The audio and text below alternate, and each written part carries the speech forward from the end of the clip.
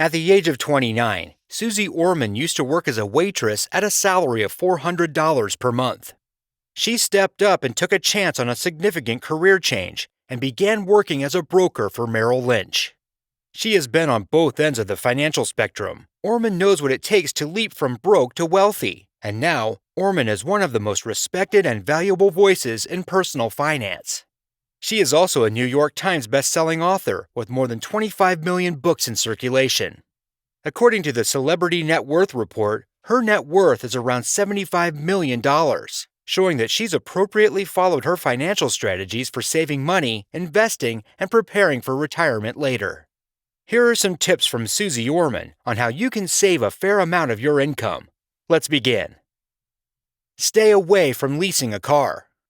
According to Suze Orman, you should never, ever, ever, ever lease a car. If you lease a car, there are chances that your money will be sunk in several years' worth of car payments, and after the lease is ended, you will be left empty-handed.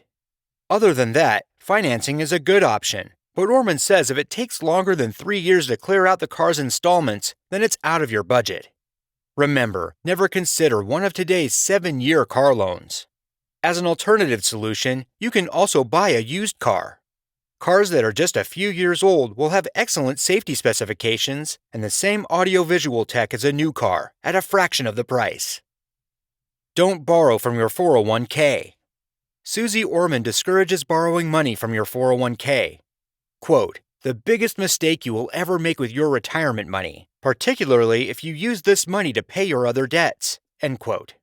A 401k loan is better than withdrawing money from your account, which will bring you a tax bill and a 10% penalty if you're younger than age 59.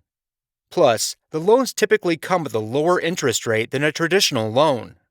But you might be barred from putting more money into your 401k for 6 months, meaning you'll miss opportunities to make pre-tax contributions that lower your taxable income. Even worse, by taking part of your retirement savings out of commission even temporarily, you'll lose out on significant earnings if markets rise. You can get a free analysis to see how to make the most of your 401k today. Don't spend to impress others. All of us want to impress others in many ways. But Orman learned from experience it is a foolish act. She once leased a luxurious BMW and purchased a Cartier watch with money borrowed from her 401k, just to impress a woman she was dating with.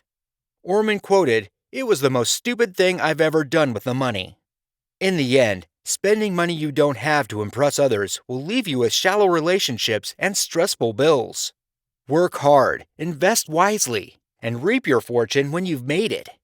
In this world, there's nothing else that is more impressive and attractive than real financial success.